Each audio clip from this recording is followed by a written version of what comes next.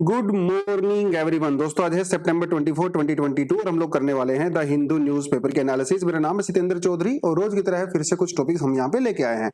Actually छोटे छोटे topic कई सारे हैं, लेकिन मैंने ज्यादा आज फोकस जो है वो इंटरनेशनल न्यूज के ऊपर किया है, तो वो थोड़ा सा हम लोग करने वाले हैं। तो ईरान इशू के बारे में बाद हम लोग करने वाले हैं। रशिया ने जो वार्निंग दिया है उसके बारे में बात करेंगे, कोड के बारे में बात करेंगे। तो ये G4 के बारे में आज हम लोग बात करने वाले हैं। ग्रुप क्या होता है, ग्लोबल साउथ वाला एक्चुअली आज जो एडिटोरियल है ना, ये भी हमारे इंटरनेशनल रिलेशनशिप से ही जुड़ा हुआ है। बाकी एक चाइल्ड मैरिज वाली छोटी सी केस स्टडी है, इसको हम तो थोड़ा देख सकते हैं। हालांकि ये रीजनल न्यूज हो सकती है, लेकिन मेंस में डेफिनेटली एक एग्जांपल देने के काम आएगी। उड़ीसा के रिगार्डिंग जो है न्यूज है, अच्छी न्यूज है।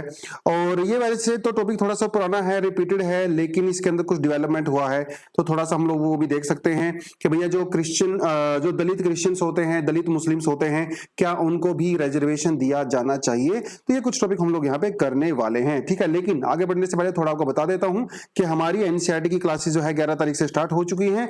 अभी शायद 1-2 दिन के लिए आपका एडमिशन मिल सकता है, फिर एडमिशन बंद हो जाएंगे। अगर आपका एडमिशन लेना है जल्दी से आप इस लिंक के ऊपर क्लिक करके एडमिशन ले सकते हो। और वीडियो को यार लाइक तो कर दिया करो।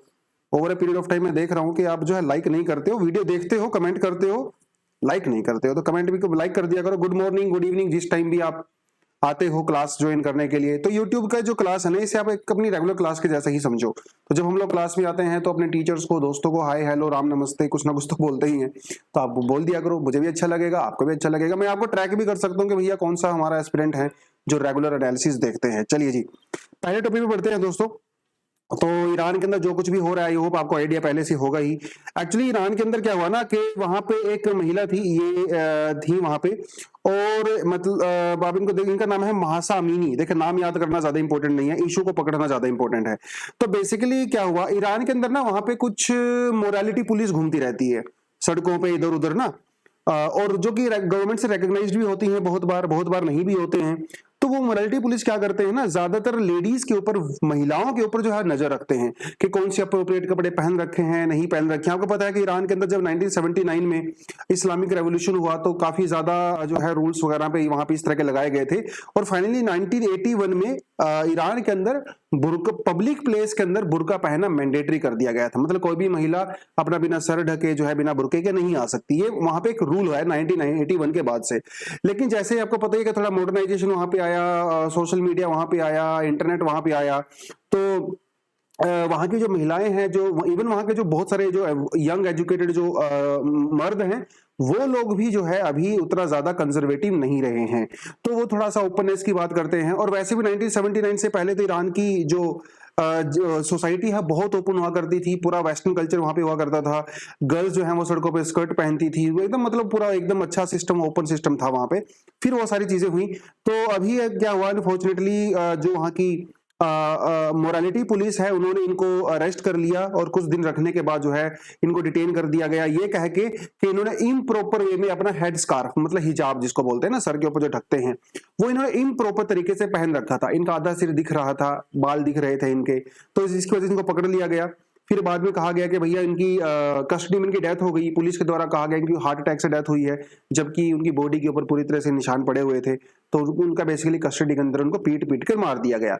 अब जब ये वहां पे इशू हुआ भैया, तो लोग सड़कों पे आ गए, बहुत सारे प्रोटेस्ट वहां पे भयंकर तरीके से इस समय हो रहे हैं।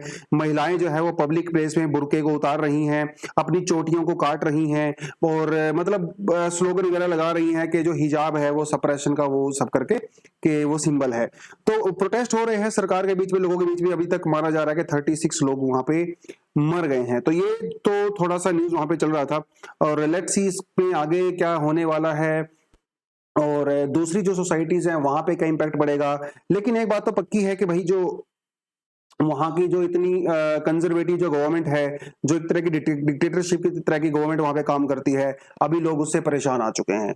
देखिए एक तो बात ये भी है ना यार, जब तक आपके पेट में खाना रहता है ना, जब तक इकोनॉमी ठीक ठाक चलती है, आपके पास जॉब्स हैं, आप घर पे आते हो, शांति से रहते हो, बच्चों के साथ पढ़ते लिखते हो, काम धंधा करते हो, तो ज्यादा लोग प्रोटेस्ट नहीं करते हैं, ज्यादा लोगों को दिक्कत होती नहीं है। जैसे चाइना के अंदर है, फ्रीडम तो वहां पे भी नहीं है चाइना के अंदर, लेकिन कम से कम लोगों के पास जॉब्स तो हैं।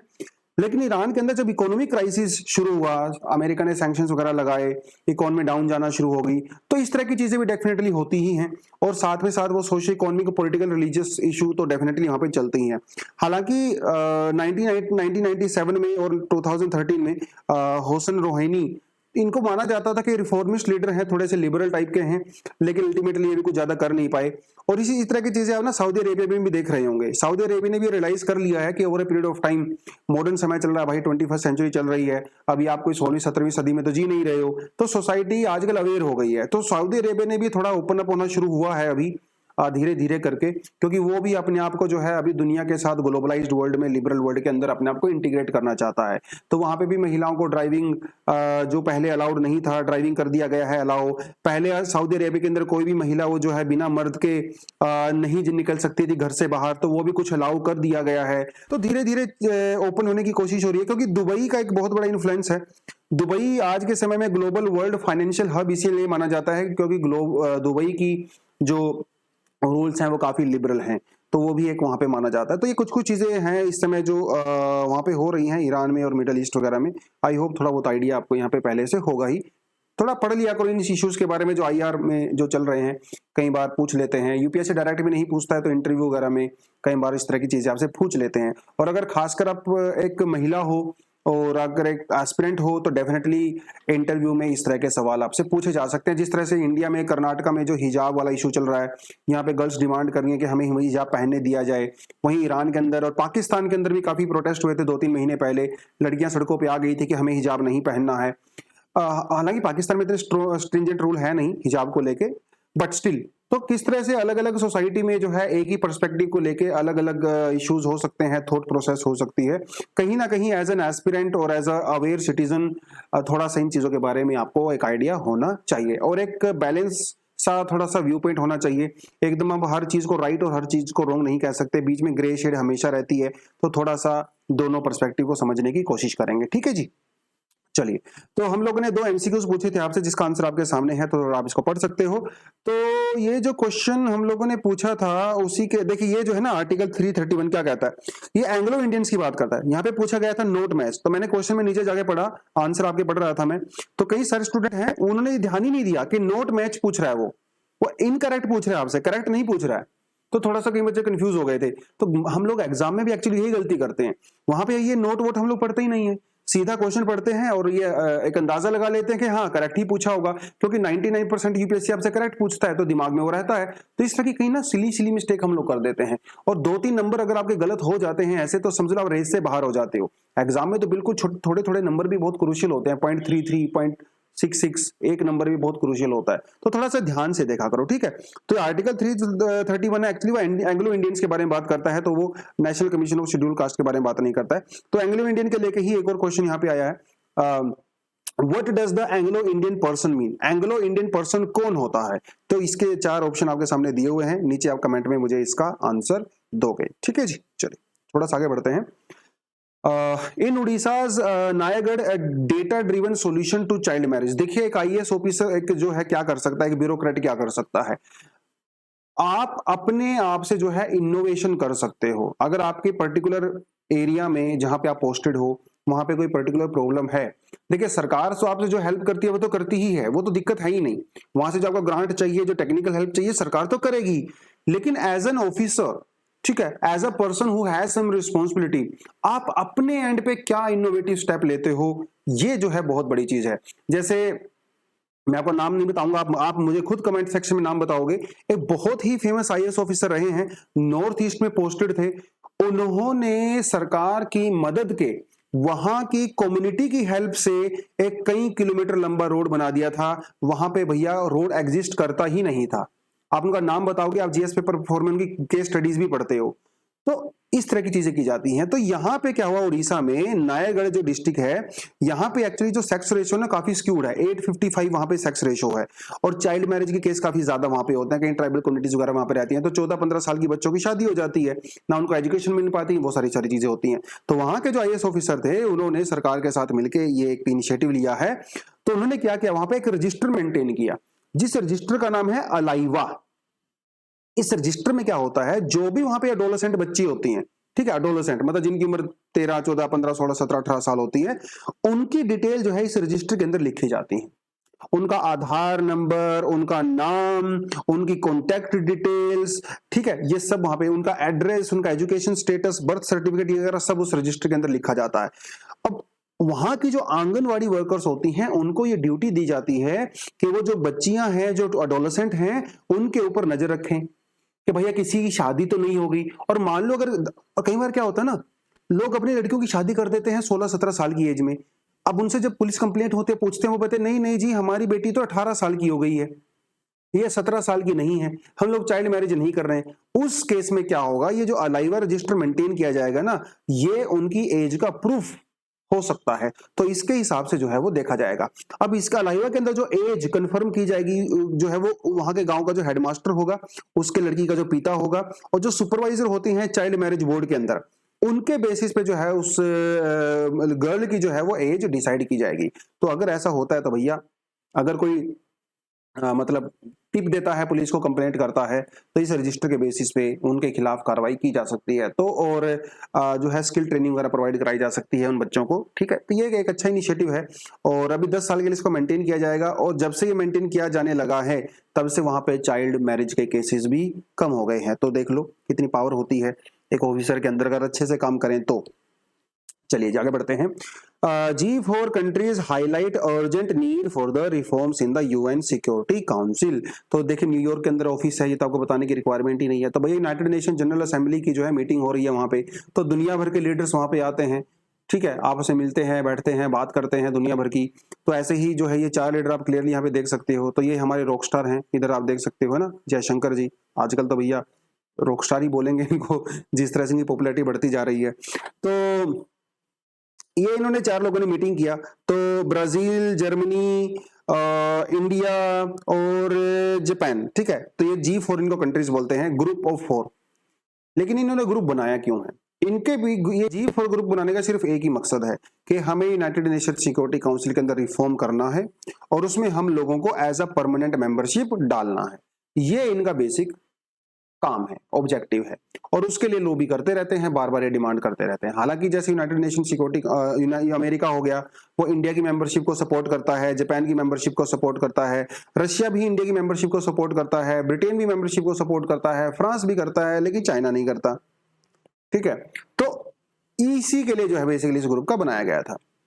इनका कहना है कि भैया जो यूनाइटेड नेशन सिक्योरिटी काउंसिल है, यूनाइटेड नेशन के अंदर रिफॉर्म होने की जरूरत है, क्योंकि एक तो बहुत पुरानी संस्था हो गई है, 1940s में इसको बनाया गया था, कितने साल हो गए हैं, जमाना बदल गया है भैया, नए नए पावर्स क्रिएट हो गई हैं, इकोनॉमी अलग से लेवल की हो गई है, डेमोक्रेसी, ओपननेस, इंटरनेट, कितनी चीजें बदल गई हैं। तो आप अभी तक उस पुराने सिस्टम पे नहीं चल सकते, सीधी सी बात है। अगर आप पुराने सिस्टम में चलोगे तो भैया आप जो है आउटडेटेड हो जाओगे, आपका रेलेवेंस खत्म हो जाएगा। इसीलिए रिफॉर्म करने की जरूरत है, क्योंकि वहां पे कुछ गलतियां हैं। क्या क्या इश्यूज हैं यूनाइटेड नेशन सिक्योरिटी काउंसिल के साथ? कई सारे इश्यूज हैं। क्या क्या इश्यूज हैं थोड़ा आपको पता होना चाहिए, आपके यूपीएससी के मेंस के पर्सपेक्टिव से आपसे सवाल पूछा जा सकता है।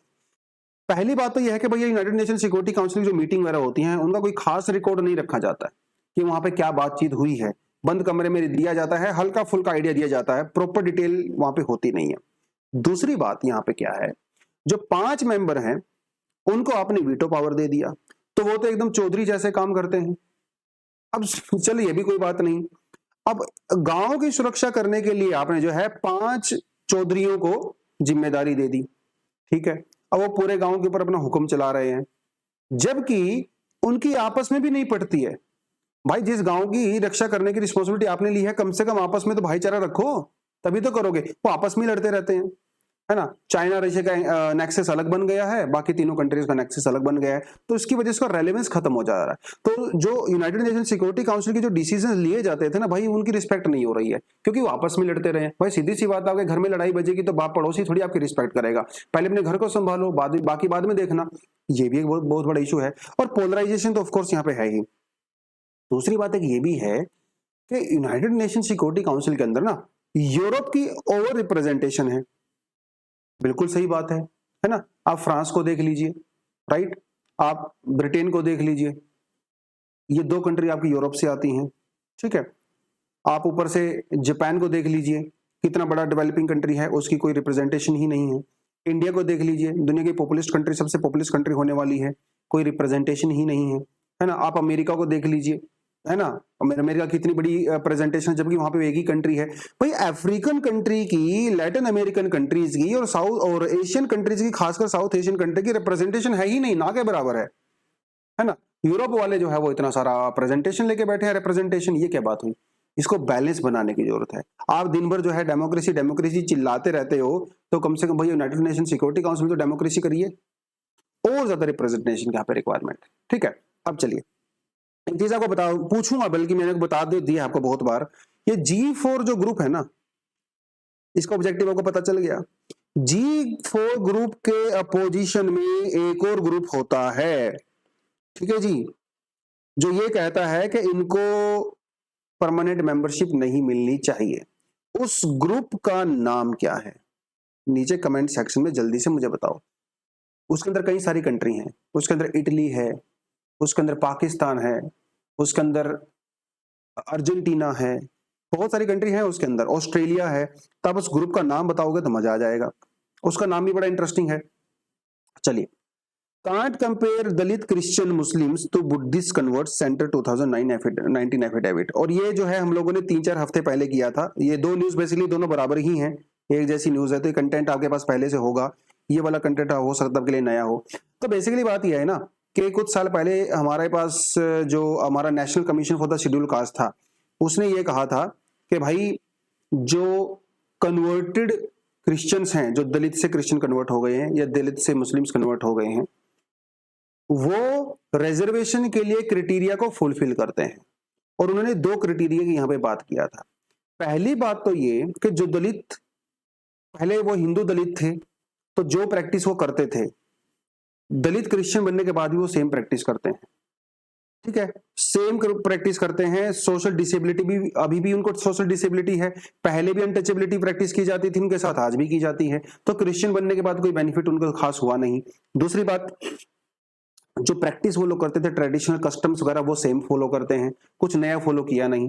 तो जो दलित है वो जब क्रिश्चियन नहीं था और मुस्लिम नहीं था, उससे पहले भी उसकी सोशल सिचुएशन सेम थी, तो इसलिए उसको रिजर्वेशन मिलना चाहिए, ऐसा उन्होंने रिकमेंडेशन यहाँ पे दिया था। ठीक है, उसके जवाब में तो 2019 में सरकार ने अपना जवाब दिया था। उन्होंने कहा था कि सर हम लोग इसको बिल्कुल भी सपोर्ट नहीं करते हैं। ठीक है, हम इसको बिल्कुल भी सपोर्ट नहीं करते हैं, क्योंकि अगर आप थियोरेटिकल बेसिस पे देखो तो क्रिश्चियनिटी और इस्लाम के अंदर कास्टिज्म है ही नहीं। ठीक है, तो आप हिंदू धर्म को छोड़ के दूसरे धर्म में क्यों जा रहे हो, आपका पर्पस क्या? आपका पर्पस तो यही है ना कि भैया जो डिसेबिलिटी है, जो अनटचेबिलिटी है, उसको रोकना है, तो आपका पर्पस वो है। तो आप वहां जाने के बाद ये नहीं बोल सकते कि क्योंकि देखो यहां पे भी मेरे साथ अनटचेबिलिटी हो रही है तो मुझे रिजर्वेशन दे दो। ये सरकार का आर्गुमेंट है। ठीक है, दूसरी बात इन्होंने एक और चीज कही सरकार ने कि भाई 1956 में जब अंबेडकर जी ने बौद्ध धर्म अपनाया, और अंबेडकर जी को फॉलो करते हुए देश के बहुत सारे दलित ने, हिंदू दलित ने जो है वो बौद्ध धर्म को अपना लिया। उसके पीछे कारण था उनका जो social discrimination, backwardness, historical injustice, वो उसके पीछे कारण था, इसलिए अपना बौद्ध बन गए थे। लेकिन जो क्रिश्चियंस बन रहे हैं, जो मुस्लिम्स बन रहे हैं, ठीक है, उसके पीछे हो सकता है दूसरे कारण भी हों, क्योंकि हो सकता है उसके पीछे कोई इकोनॉमिकल कारण हो, आपको लालच दिया गया हो, नौकरी का, पैसे का, बहुत सारी चीजें। केरला के अंदर कई सारे ऐसे केस भी आते हैं जिसमें शादियां करवाई जाती हैं यूथ की, अगर वो क्रिश्चियंस बनते हैं, इस तरह की रिपोर्ट भी आती हैं, और कितनी सच्चाई है नहीं वो एक अलग बात है। तो ये भी सरकार ने कहा है। ठीक है, दूसरी बात देखो, सरकार ने यहाँ पे ये कही कि जो बुद्धिस्ट बौद्ध में कन्वर्ट होते हैं, देखिए बुद्धिस्ट को जो है दिया जाता है रिजर्वेशन, अगर आप बुद्ध में कन्वर्ट होते हो। ठीक है, अगर हिंदू दलित कोई अगर बुद्धिज्म में कन्वर्ट होता है तो उसको रिजर्वेशन मिलता है। ठीक है, अगर वो सिखिज्म में कन्वर्ट होता है उसको भी मिलता है।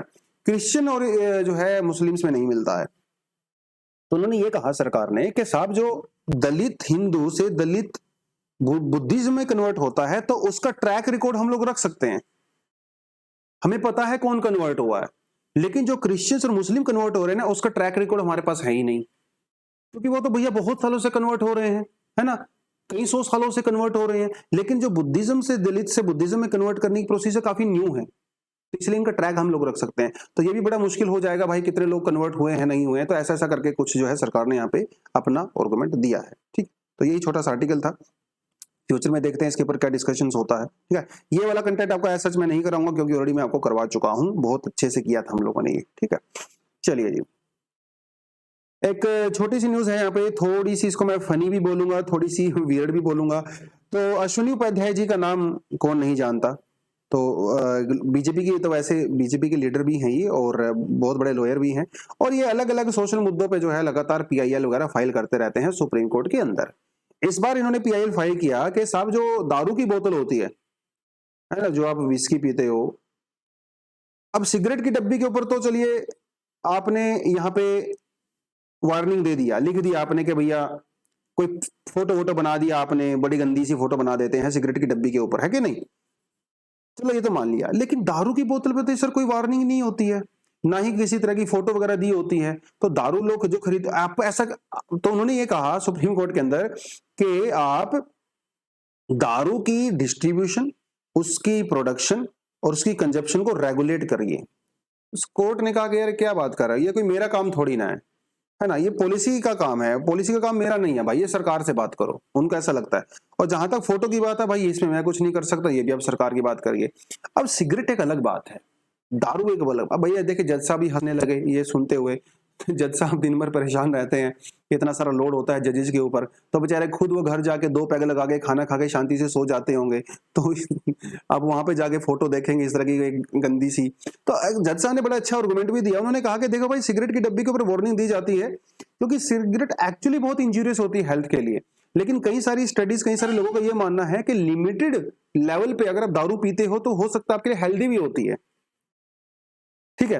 तो कहने मत, देखो अगर आप 10 पैग पीते हो दारू के तो आपके लिए बहुत अनहेल्दी है, लेकिन अगर आप 2 पैग पीते हो या 1 पैग पीते हो जो कि मेडिकल रिकमेंड किया जाता है तो आपके लिए हेल्दी हो सकता है। लेकिन कोई सिगरेट के लिए थोड़ी बोलता है कि अगर आप 2 कश मारोगे तो हेल्दी होगा, आप 2 डिब्बी पियोगे तो अनहेल्दी होगा। सिगरेट चाहे आप आधी पियो चाहे 50 पियो तो अनहेल्दी हुआ ना, लेकिन दारू लिमिटेड मात्रा में पियोगे तो हेल्दी भी हो सकता है। ये, और ये मेरा आर्गुमेंट नहीं है, ये जो है जज साहब का आर्गुमेंट है। देखिए मैं, मेरा पर्सनल अगर व्यू आप जानना चाहोगे, भाई मैं तो खुद ड्रिंक करता हूँ कभी कभी, ठीक है, सोशल गैदरिंग वगैरह में, तो मैं भी ऑफ कोर्स इसके खिलाफ हूँ पर्सनली, मुझे नहीं लगता ये सब होना चाहिए। बाकी जो है सरकार का डिसीजन है, जो सरकार करेगी, सुप्रीम कोर्ट कुछ बोलेगा तो वेलकम करेंगे, फॉलो करेंगे भैया, हम तो लॉ अबाइडिंग सिटीजन है, ठीक है। चलिए जी, coming soon relief from the spam calls. भैया ये इससे मैं बहुत परेशान हूँ पर्सनली, दिन में ना मुझे कम से कम जो है 50 से 70 कॉल आती हैं, सर ये लोन ले लो, ये बैंक वाले हैं, ये ऑफर दे रहे हैं, फ्रांस का आपका फ्री टूर करवा देंगे, आपके अकाउंट में 50 लाख रुपए दे देंगे। ये आती, आपके पास भी कॉल्स आती होंगी। मैंने तो अननोन कॉल से ना ब्लॉक ही कर रखा है। देखो होता क्या है ना, ये कॉल आपको आती है, आपके पहले तो कॉल ना लैंडलाइन से आया करती थी, आप नंबर देख के पहचान जाते थे कि लैंडलाइन का है, किसी मार्केटिंग का होगा। आजकल तो भैया मोबाइल के नंबर से कॉल आती है ना, वो 10 डिजिट का होता है। आपको लगता है भाई कोई इमरजेंसी में होगा, शायद आपके रिश्तेदार भाई भाई कोई फ्रेंड कॉल कर रहा होगा, आप कॉल उठा लेते हो, परेशान हो जाते हो। कई बार मैं क्लास कर रहा होता हूँ, क्लास के बीच में कॉल आ जाती है ना, और एक बार नहीं 2-2 3-3 बार कॉल आती है एक ही नंबर से। बंदा सोचता है भाई ये किसी का खास दोस्त का होगा, उसको उठा लो, पता लगता है कि भाई आगे से मशीन बात कर रही है। तो ये समस्याएं होती हैं। अगर आपको ये पता चल जाए आपके फोन के ऊपर कौन कॉल कर रहा है, ठीक है, वो किसी कंपनी से कॉल आ रही है, किसी पर्सन से कॉल आ रही है, उसका नाम अगर आपके सामने आ जाए तो आपको बहुत आराम मिल जाएगा। मुझे तो पर्सनली भयंकर आराम मिल जाएगा, ठीक है, आपको भी मिलेगा। तो ये जो स्पैम कॉल्स वगैरह आती हैं, फ्रॉडनेट जो मैसेज वगैरह दुनिया भर के आते हैं, ठीक है, आपको 50 लाख मिल जाएंगे, 10,000 ट्रांसफर कर दो, ये कर। सरकार ने कहा कि बहुत हो चुका है, ठीक है, जनता का टेक केयर करने की हमारी रिक्वायरमेंट है। तो सरकार जो है अभी ये कुछ गाइडलाइंस वगैरह लेके आने वाली है, जिससे मैंडेटरी कर दिया जाएगा, अगर कोई आपको कॉल आती है, मैसेज आती है, तो वो आपको विजिबल होना चाहिए, ताकि आप डिसाइड कर सको इस कॉल को उठाना है कि नहीं उठाना है। अच्छा है, बहुत बढ़िया स्टेप है। मैं तो चाहते 10 साल पहले आना चाहिए था, इतना लेट हो गया है। खैर आगे बढ़ते हैं थोड़ा सा। रशिया में stop supply prices are unfair, code science agreement for the disaster relief. ये 2 टॉपिक हैं, बेसिकली छोटे छोटे, मैंने एक साथ इसको क्लब कर दिया है। तो रशिया ने कहा कि भाई देखिए, रशिया की जो मेजर इकोनॉमी है वो उसके ऑयल के ऊपर ही डिपेंड करती है, नेचुरल गैस के ऊपर डिपेंड करती है। रशिया ने ये कहा कि अगर ऑयल का प्राइस अगर वो अनफेयर होगा तो मैं अपनी ऑयल की सप्लाई को बंद कर दूंगा। आपको पता है थोड़े समय पहले G7 कंट्रीज ने क्या किया था, उन्होंने डिसाइड किया था कि भाई हम लोग जो रशिया डिस्काउंट दे रहा है ना, इसको नहीं देने देंगे। एक प्राइस कैप उन्होंने डिसाइड कर दिया था, ठीक है, कि आप इससे सस्ते में नहीं बेच सकते या इससे महंगे में नहीं बेच सकते। तो रशिया ने कहा है कि अगर G7 कंट्रीज अमेरिका वगैरह कुछ ऐसा स्टेप लेती हैं जिससे उसकी ऑयल मार्केट डिस्टर्ब होती है, तो वो तेल बेचना बंद कर देंगे, यूरोप को तेल बेचना बंद कर देंगे, नेचुरल गैस देना बंद कर देंगे। तो उन्होंने धमकी दिया, बेसिकली ब्लैकमेलिंग चल रही है दोनों तरफ से, और कुछ खास था नहीं। अब आपको पता ही है कि भाई यूनाइटेड नेशन जनरल असेंबली की मीटिंग हो रही है, हमारे लीडर्स भी गए हुए हैं, तो क्वाड की ग्रुपिंग हम लोगों ने किया है ना। तो वहां पे हम लोगों ने डिसाइड किया एक नया एक इनिशिएटिव हम लोगों ने लॉन्च किया है जिसका नाम है humanitarian assistance and the disaster relief, harder, HADR, ठीक है, ये लॉन्च किया है, जिसमें इन्होंने ये कहा है कि भाई जो इंडो पैसिफिक रीजन के अंदर जो नेचुरल डिजास्टर्स वगैरह आते हैं, कभी सुनामी आ गया, अर्थक्वेक वगैरह आ गया, वहां पे हम लोग ह्यूमैनिटेरियन असिस्टेंस देंगे, ठीक है। मतलब वहां पे अनाज हो गया, दवाइयां हो गया, रेस्क्यू ऑपरेशंस वगैरह हो गए, वो हम लोग वहां पे मदद करेंगे, ठीक है। इंडो पैसिफिक रीजन के ये अंदर फोकस किया गया है। और इन्होंने कहा कि भाई हमारा कोई इसमें पॉलिटिकल गेन नहीं है, ठीक है, पॉलिटिक्स से हमारा कोई लेना देना नहीं है, सिर्फ और सिर्फ इंसानियत के बेसिस पे हम लोग करने वाले हैं। तो ह्यूमैनिटी यहाँ पे होगी, न्यूट्रलिटी होगी, इंपार्शियलिटी होगी। ऐसा नहीं है कि भाई चाइना की जो सपोर्टर कंट्री को सपोर्ट नहीं करेंगे, सबको करेंगे, ठीक है। उस कंट्री की जो सोवरेनिटी है, टेरिटोरियल इंटीग्रिटी है, उसका पूरी तरह से सम्मान किया जाएगा, जेंडर इक्वालिटी का ध्यान रखा जाएगा, गर्ल एम्पावरमेंट का ध्यान रखा जाएगा। ये कुछ कुछ चीजें जो वहां के इंडिजिनस माइनॉरिटी ग्रुप्स हैं, इंडिजिनस पॉपुलेशन है, उसका भी पूरा ध्यान रखा जाएगा। तो ये छोटी छोटी बेसिकली बड़ी बड़ी सी बातें जो है यहाँ पे उन्होंने की हैं, और बाकी इसमें कुछ था नहीं।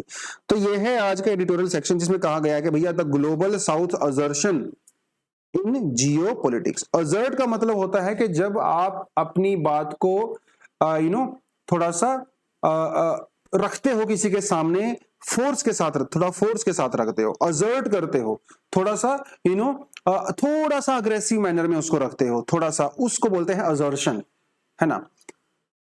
ग्लोबल साउथ, तो ग्लोबल साउथ का मतलब क्या है, थोड़ा आपको ये दिखा देता हूं ग्लोबल साउथ किसको बोलते हैं। एक्चुअली जो जियोपॉलिटिक्स की टर्म है ये, थोड़ा सा जियोग्राफी और ज्यादा जियोपॉलिटिक्स। देखिए यहाँ पे जो ये रेड कलर में आपको कंट्री नजर आ रही है ना, इसे ग्लोबल साउथ बोलते हैं, और जो ब्लू कलर में आपको नजर आ रही है इसे बोलते हैं ग्लोबल नॉर्थ।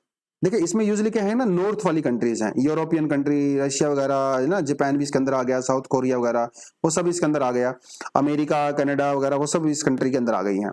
ऑस्ट्रेलिया भी और न्यूजीलैंड भी ग्लोबल नॉर्थ में आती हैं, ज्योग्राफी के लिए साउथ में आती हैं, लेकिन जियोपॉलिटिक्स के हिसाब से इसको नॉर्थ में माना जाता है। तो यह डिवीजन जियोग्राफिकली कम है, जबकि सोशियो पॉलिटिकल ज्यादा है,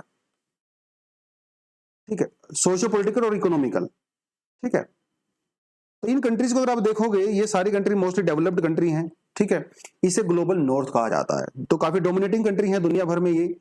ग्लोबल साउथ थोड़ी सी पिछड़ी हुई है, थोड़ी सी बैकवर्ड है, सोशली समझ लीजिए, टेक्नोलॉजिकली समझ लीजिए, है ना, है कि नहीं। तो उसके बारे में उन्होंने कहा है कि भाई क्या हो रहा है इस दुनिया में, ग्लोबल साउथ का वहां पे क्या रोल हो सकता है जियोपॉलिटिक्स में। तो उन्होंने ये कहा कि भैया the international system is witnessing geopolitical changes and push for the competitive great powers hegemony. Hegemony का मतलब होता है दबदबा।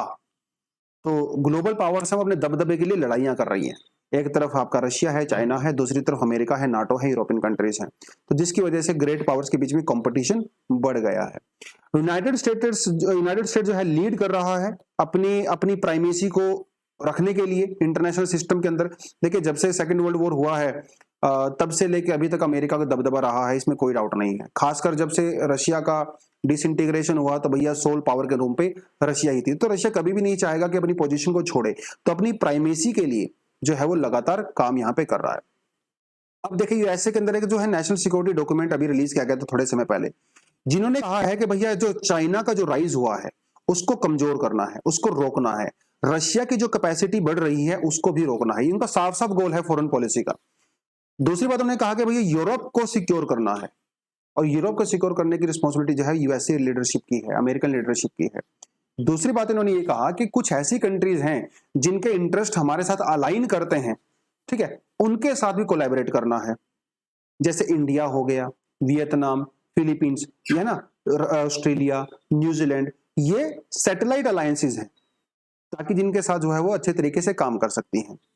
अब अगर पावर की बात करें तो एक तरफ देखने में लगता है कि चाइना पावर बन रहा है, लेकिन अमेरिका का और चाइना का आज भी कोई कंपटीशन सच में बताऊं तो है नहीं। खासकर अकॉर्डिंग टू दिस एडिटोरियल। ठीक है, इकोनॉमिकली चाइना ग्रो कर रहा है, लेकिन आप सोच के देखिए, आज भी अमेरिका की जो इकोनॉमी है वो $25 ट्रिलियन है, और चाइना की जो इकोनॉमी है वो 17-18 ट्रिलियन, 15-16-17-18 ट्रिलियन के डॉलर के आसपास है ना, एब्सोल्यूट टर्म में। पीपीपी टर्म में नहीं, वो अलग होता है। तो एक तो इकोनॉमी भी स्ट्रांग है अमेरिका की, दूसरी बात आप चाइना की पॉपुलेशन देखिए कितनी ज्यादा है, और अमेरिका की पॉपुलेशन देखिए कितनी कम है उसके कंपैरिजन में। तो उनको इतने पैसे में कम पॉपुलेशन को मैनेज करना है, आपको इतने सारे पैसे में थोड़ी पॉपुलेशन को मैनेज करना है। अब भाई चाहे मेरी सैलरी 50,000 हो, लेकिन मेरी फैमिली में जो है 15 मेंबर रहते हैं, आपकी सैलरी हो सकता है सिर्फ 20,000 हो और आपकी फैमिली में सिर्फ 2 ही मेंबर रहते हैं, तो कौन बेटर तरीके से मैनेज करेगा? आप समझ ही गए होंगे। एक तो यहाँ पे ये बड़ा एंगल है। दूसरी बात इन्होंने ये कहा कि भाई इकोनॉमी का आप छोड़ भी दीजिए, डिफेंस के मामले में आज भी अमेरिका की मिलिट्री पावर का कोई पावर आसपास उसके है ही नहीं। एक छोटा सा एग्जांपल देता हूं, चाइना के पास सिर्फ 2 एयरक्राफ्ट कैरियर हैं, ठीक है। अमेरिका के पास जो है 11 से 12 एयरक्राफ्ट कैरियर हैं, और इनके एयरक्राफ्ट का साइज जो है ना, इनके 2 एयरक्राफ्ट के साइज के बराबर है। अमेरिका के ज्यादातर जो एयरक्राफ्ट कैरियर है ना, वो न्यूक्लियर पावर के ऊपर काम करते हैं, मतलब कई कई महीनों तक, कई कई साल तक वो इंडिपेंडेंटली काम कर सकते हैं। जबकि चाइना के एयरक्राफ्ट कैरियर के लिए ना बहुत सारी फनी स्टोरीज भी हैं, अगर आप इंटरनेट पर पढ़ोगे आपको मिल जाएगा, ज्यादा बताने की जरूरत नहीं है आपको, ठीक है। ये बड़ी बात है। तो पावर का कोई आपस में लेना देना है ही नहीं। दूसरी बात इन्होंने ये कहा, चाइना ने जो है थोड़े 20-25 साल तक जो है वो अमेरिका के साथ मिलकर काम किया, पीसफुल उसका राइज हुआ, लेकिन जैसे ही चाइना की पावर थोड़ी बढ़ने लगी, अमेरिका को आंख दिखाने लगा, और अमेरिका को बिल्कुल भी एक्सेप्टेबल नहीं है, ठीक है। तो अमेरिका चाहता है कि चाइना को भी कहीं ना कहीं दबाया जाए। लेकिन वेस्टर्न कंट्री के साथ जो है क्या रिलेशनशिप रहा है, थोड़ा उसके बारे में हम लोग बात कर सकते हैं। देखिए, रशिया के पास खूब सारे नेचुरल रिसोर्सेज हैं, मिलिट्री कैपेसिटी भी है, तो डेफिनेटली रशिया तो एक पावर है ही, इसमें कोई डाउट नहीं है। चाहे इकोनॉमिकली रशिया कितना भी डाउन चला जाए, लेकिन मिलिट्री के पर्सपेक्टिव में आज भी चाइना मतलब रशिया जो है वो काफी सुपर पावर माना जाता है, और उसने चाइना के साथ अलायंस भी कर दिया है, तो जो यूएसए के लिए डेंजरस डेफिनेटली यहाँ पे है ही। और यूक्रेन के साथ जो भी वॉर हुआ है, ये आने वाले समय में जियो पॉलिटिक्स को डिसाइड करेगा। ये एक वाटरशेड मूवमेंट है, ठीक है। यूरोप अमेरिका एक तरफ, रशिया चाइना एक तरफ, अभी अगले 20-30-50 साल तक चलने वाला है, और हो सकता है वर्ल्ड वॉर 3 तक भी दुनिया को लेके जा सकता है, ठीक है। यूरोप जो पहले अपनी मिलिट्री पे ज्यादा फोकस नहीं करता था, उसने भी अपने आप को मिलिटराइज करना शुरू कर दिया है, फ्यूचर के लिए अपने आप को प्रिपेयर करना शुरू उसने कर दिया है, ठीक है। बट ये किसके बीच में चल रहा है? एक तरफ अमेरिका है, नाटो है, दूसरी तरफ चाइना है और रशिया है। भाई इसमें साउथ सदर्न कंट्री, ये ग्लोबल साउथ कहां पे स्टैंड करता है? इस आर्टिकल का ये कहना है कि इनके बीच में जो राइवलरी है ना, इस राइवलरी के ऊपर अगर कोई ब्रेकर लगा सकता है, स्पीड ब्रेकर, तो वो ग्लोबल साउथ है, जो ये रेड वाली कंट्रीज हैं। चाइना को छोड़ दो आप, क्योंकि चाइना तो ऑलरेडी रशिया के साथ चला गया है। ग्लोबल साउथ कंट्री जो है थोड़ा सा यहाँ पे स्पीड ब्रेक लगा सकती हैं, ठीक है। हालांकि हम लोग ग्लोबल चाइना इंडिया भी ग्लोबल साउथ का पार्ट है, लेकिन यूक्रेन वाले वॉर की वजह से थोड़ी सी चीजें यहाँ पे जो है चेंज हो गई है। ग्लोबल साउथ की जितनी भी कंट्री हैं इंक्लूडिंग इंडिया, हम लोग चाहते हैं कि भाई हम लोग न्यूट्रलिटी को बेसिकली एडवोकेट करते हैं, ना तो अमेरिका के साथ जाना चाहते, ना ही हम लोग रशिया के साथ जाना चाहते हैं। हमारे अपने रीजंस हैं। क्या रीजंस हैं? एक तो ग्लोबल साउथ की मोस्टली जो कंट्री है ना, वो रशिया के ऊपर भी डिपेंड करती हैं अपनी एनर्जी नीड्स के लिए, फ्यूल के लिए, फर्टिलाइजर के लिए, वीट के लिए, कमोडिटी के लिए और डिफेंस इक्विपमेंट के लिए। जैसे इंडिया आप यहाँ पे बड़ा एग्जांपल देख सकते हो। तो भैया हम लोग रशिया से क्यों पंगा लेंगे? दूसरी बात, ये जो वेस्टर्न पावर्स हैं, मतलब अमेरिका है, ब्रिटिश पावर है, वो सब कॉलोनियल पावर रही हैं, ठीक है। हमारे यहाँ पे जो आतंक उन्होंने मचाया है कॉलोनाइजेशन में, आपको वो अच्छे से पता ही है। उसके अलावा जो उन्होंने इराक में किया, लेबनान में किया, लीबिया में किया, अफगानिस्तान में किया, यमन में किया, सीरिया में अभी चल ही रहा है, वो दिक्कतें आपके सामने हैं। तो उनके ऊपर एक ट्रस्ट का फैक्टर भी यहाँ पे काफी बड़ा है। दूसरी बात, कोविड-19 के टाइम में मेरी यूरोपियन कंपनीज ने जो है वो वेवर देने से मना कर दिया था। तो भैया हम आपके ऊपर भरोसा कैसे करें? ट्रस्ट वर्दी नहीं है, बेसिकली सदर्न कंट्रीज का ये मानना है। दूसरी बात है कि यहाँ पे रेसिज्म भी है। देखिए, जब अफगानिस्तान से और सीरिया से रिफ्यूजीज गए यूरोप के अंदर, तो उनको अलाउ नहीं किया गया, जबकि जब यूक्रेन से रिफ्यूजी गए, उनको जो है बाहें फैला के स्वागत किया गया। तो ये क्या रेसिज्म नहीं दिखा रहा है क्या आप रिलीजन के नाम पे, रेस के नाम पे जो है उनको अलाउ कर रहे हो और उनको अलाउ नहीं कर रहे हो? तो कहीं ना कहीं भरोसा यहाँ पे उनके ऊपर हमें है नहीं, इसलिए ना तो हम लोग उनका सपोर्ट कर रहे हैं, ना ही हम लोग उन खुल के उनका सपोर्ट कर रहे हैं। लेकिन ऐसा भी नहीं है कि भैया जो ग्लोबल साउथ है वो सारा उनके अंदर बहुत भाईचारा है। चाइना यहाँ पे बहुत प्रॉब्लम क्रिएट करता है ग्लोबल साउथ के अंदर, है ना, अपनी एक्सपेंशनिस्ट पॉलिसी के लिए। मैरीटाइम जोन की वायलेशन लगातार करता रहता है साउथ चाइना सी वगैरह में, वियतनाम से पंगा लेता है, इंडोनेशिया से लेता है, इंडिया से लेता है, फिलीपींस से, सारे पड़ोसियों से पंगा लेता रहता है, जापान से लेता है, ताइवान से लेता है। तो ऐसा भी नहीं है भैया ग्लोबल साउथ एक है, यूनिट है, नहीं, उसके अंदर भी चाइना काफी प्रॉब्लम यहाँ पे क्रिएट करता है। तो कुछ कुछ चीजें जो है इन्होंने यहाँ पे बताई हैं। उस देखिए चाइना से इतना पंगा होते हुए भी जो सदर्न कंट्रीज हैं वो ऐसा नहीं है कि भैया सीधा जाकर अमेरिका को बोलेंगे माई बाप आप जो है मेरे मेरे सिक्योरिटी देख लीजिए, नहीं ऐसा नहीं है, ठीक है। क्योंकि आप पूरी तरह से वहां पे भी नहीं जा सकते, और पूरी तरह से हम लोग चाइना को भी सपोर्ट नहीं करते हैं। आपने देखा होगा कि अभी पैसिफिक ओशन के अंदर जो है चाइना ने कुछ सिक्योरिटी अलायंस वगैरह बनाने की कोशिश की थी, वहां पे कुछ आइलैंड के साथ, Solomon island, Kiribati, cook island, है ना, कई सारी कंट्री के साथ किया, फिजी वगैरह, लेकिन उन्हें मना कर दिया, क्योंकि ना तो हम आपके साथ अलायंस करना चाहते, ना ही अमेरिका के साथ करना चाहते, भैया दोनों के साथ भाईचारा हम लोग बना के यहाँ पे रखेंगे। तो कुछ कुछ चीजें जो है उन्होंने कही हैं। इवन जो लैटिन अमेरिकन कंट्रीज हैं, अफ्रीकन कंट्रीज हैं, वो लोग भी अमेरिका को तो साफ साफ बोल दिया है कि आप हमें अपनी टर्म्स को डिक्टेट नहीं कर सकते, क्योंकि अमेरिका के अंदर अभी बिल पेश किया गया था, और जिस बिल का नाम है countering malign Russian activities in the African act. इस एक्ट के अंदर यह कहा गया था कि जो भी अफ्रीकन कंट्री रशिया के साथ एंगेज करेगी, कोलैबोरेट करेगी, हम उसके ऊपर सैंक्शंस लगाएंगे। लेकिन मोस्टली अफ्रीकन कंट्रीज ने इसका अपोज किया है कि भैया आप हमें डरा नहीं सकते, धमका नहीं सकते। ऐसा ही लैटिन अमेरिकन कंट्रीज ने भी किया है। तो कहीं ना कहीं आपको देख के ये लग रहा होगा कि सर थोड़ा सा अमेरिका और यूरोप के खिलाफ जो है माहौल दुनिया में तैयार हो रहा है। हाँ, हो सकता है हो रहा हो। इंडिया का यहाँ पे क्या रोल है, इंडिया कैसे मैनेज कर रहा है? इंडिया तो भैया मैनेज करने में उस्ताद हो गया है। एक तरफ हम लोग रशिया से ऑयल परचेज कर रहे हैं, दूसरी तरफ अमेरिका के साथ हम लोग जो है एग्रीमेंट साइन कर रहे हैं, है कि नहीं?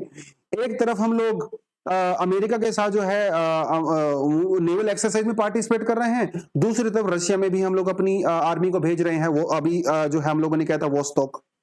एक तरफ हम लोग क्वाड का मेंबर हैं, दूसरी तरफ हम लोग international south north south corridor का पार्ट भी हैं। तो इंडिया तो जबरदस्त तरीके से मैनेज यहाँ पे कर रहा है। लेकिन बात यह है कि अभी जो ग्लोबल साउथ है वो सिर्फ जियो पॉलिटिक्स का पार्ट नहीं है, जियो इकोनॉमिक्स का पार्ट भी बन चुका है। कैसे? अमेरिका ने यह कहा है कि वो अपनी फ्रेंडली कंट्रीज के साथ ज्यादा फ्यूचर में ज्यादा ट्रेड करेगा, जो नॉन फ्रेंडली कंट्री है उनके साथ ट्रेड नहीं करेगा। इसके मतलब ये हुआ कि ऐसी ग्लोबल साउथ वाली कंट्री जो चाइना के और रशिया के क्लोज हैं, उनके साथ फ्यूचर में अमेरिका ट्रेड नहीं करेगा, करेगा तो बड़ा लिमिटेड करेगा। तो फिर साउथ वाली कंट्रीज ने क्या किया, भैया आप डॉलर के ऊपर तो डिपेंड नहीं हो सकते, तो इन्होंने कहा कि हम डॉलर को बाईपास करेंगे, क्योंकि अमेरिका सैंक्शंस लगाए तो डॉलर का बाईपास करना ही पड़ेगा। तो इन्होंने कहा हम लोकल करेंसी में डील करेंगे। तो कई सारे करेंसी स्वैप डील भी किया गया आपस में, चाइना ने किया है, रशिया ने, इंडिया ने, जापान ने, श्रीलंका ने, सबने आपस में किया हुआ है। लेकिन हालांकि आप डॉलर को अभी रिप्लेस नहीं कर सकते पूरी तरह से, कम से कम अगले 25-30 साल तो नहीं कर सकते, क्योंकि डॉलर का बहुत ज्यादा डोमिनेंस है ग्लोबल ट्रेड के अंदर। उसके अलावा ब्रिक्स कंट्रीज, एशियन कंट्रीज, हम लोग लोकल ग्रुपिंग बनाने की भी कोशिश कर रहे हैं। ठीक है, जैसे India, Brazil, south Africa, Indonesia, Malaysia कुछ नए पावर हाउस बन के यहाँ पे उभरे हैं। हालांकि हमारे अंदर कुछ डोमेस्टिक प्रॉब्लम जरूर है, लेकिन कहीं ना कहीं अभी हम लोग थोड़ा सा इकोनॉमिकली ग्रो कर रहे हैं। तो ग्लोबल साउथ और ग्लोबल नॉर्थ की जहां पे बात आती है, तो भैया जो अमेरिका, यूरोप और रशिया, चाइना, इनके बीच में जो अभी इश्यूज चल रहे हैं, ऐसा माना जा रहा है अकॉर्डिंग टू दिस एडिटोरियल, तो ग्लोबल साउथ जो है वहां पे एज अ सॉल्यूशन हो सकता है। ग्लोबल साउथ को अपनी अपनी आवाज खोजनी पड़ेगी, एक साथ मिलकर बैठना पड़ेगा, ताकि यहाँ पे शांति बनी रहे, और अपने जो भी आपके आपस में इश्यूज हैं वो थोड़े से आपको सोल्व करने पड़ेंगे। तो ये अच्छा आर्टिकल मुझे लगा, काफी डिटेल में हम लोगों ने बल्कि इसके बारे में बात भी किया। ठीक है, तो आप यहाँ पे क्लियरली देख भी सकते हो। क्वेश्चन आप यहाँ पे बना सकते हो अगर आपका मन है बनाने का, तो आप इसमें लिख सकते हो that in the wake of new geopolitical realities with respect to new threats, global south may pose a viable solution towards global piece, ऐसे लिखो, इन लॉन्ग टर्म। ठीक है, ये आपको डिस्कस करना है। 150 वर्ड्स और 10 मार्क्स। ठीक है। In the wake of new geopolitical realities with respect to new threats, global south may pose a viable solution towards global peace in the long term। ठीक है, क्वेश्चन अच्छा है, काफी कंटेंट हम लोगों ने इसमें पढ़ा है। आई होप आपको अच्छा लगा होगा। अच्छा लगा है तो वीडियो को लाइक जरूर करें, अपने दोस्तों को हमारे चैनल के बारे में बताएं, और एनसीईआरटी का कोर्स किसी ने ज्वाइन करना है तो इस लिंक के ऊपर क्लिक करके कर सकते हो। दोस्तों आज के लिए इतना ही है। Thank you very much, all the best, जय हिंद।